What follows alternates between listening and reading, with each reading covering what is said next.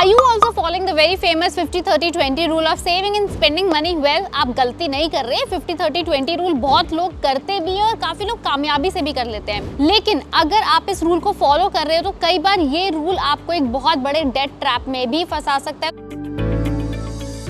हम यहाँ बात कर रहे हैं वेरी फेमस 50-30-20 रूल के बारे में, जो कहता है कि 50% आप अपनी इनकम का अपनी जरूरत पे खर्च करें, 30% आप अपनी इच्छाओं के ऊपर खर्च करें और बचा हुआ 20% सेव करें। लेकिन ये रूल कई केसेस में बिल्कुल उल्टा भी पड़ जाता है। एक एग्जांपल से आपको एक्सप्लेन करती हूँ। मान लीजिए अगर आपकी अभी फिलहाल तनख्वाह 50,000 रुपए है, तो 50-30-20 के हिसाब से 50,000 का 50% आप जरूरत पे खर्च कर रहे हो 25,000 रुपए, उसका 30% यानी कि 15,000 रुपए आप खर्च कर रहे हो अपनी वॉन्ट्स पे, अपनी इच्छाओं पे, और 20% यानी कि सिर्फ और सिर्फ 10,000 रुपए आप सेव कर रहे हो। लेकिन अब मान लेते हैं आपकी तनख्वाह हो गई है बढ़ के 1 लाख रुपए। 1 लाख रुपए का 50% यानी कि 50,000 रुपए आप अपनी जरूरत पे खर्च कर रहे हो।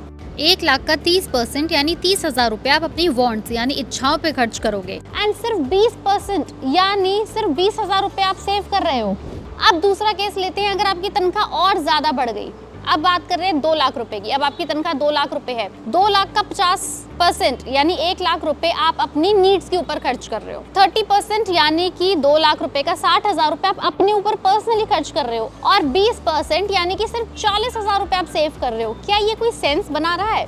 इसलिए ये रूल ऐसे लोगों के लिए जिनकी सैलरी बढ़ रही है, जिनकी सैलरी बढ़ के 1, 2, 3 लाख रुपए हो चुके हैं, ये बिल्कुल रिवर्स हो जाता है।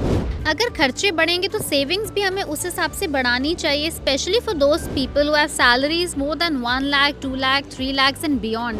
50-30-20 रूल को आपको बिल्कुल चेंज करना पड़ेगा, उसको अपने हिसाब से मॉडिफाई करना पड़ेगा, because this is not going to work for you.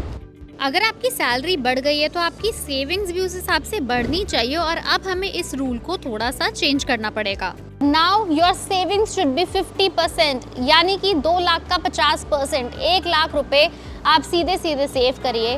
30% यानी कि 60,000 रुपए आप जरूरतों पे खर्च करिए, और सिर्फ 20% यानी 40,000 रुपए आप अपनी इच्छाओं पे खर्च करें। वैसे तो ये 40,000 रुपए भी काफी हैं।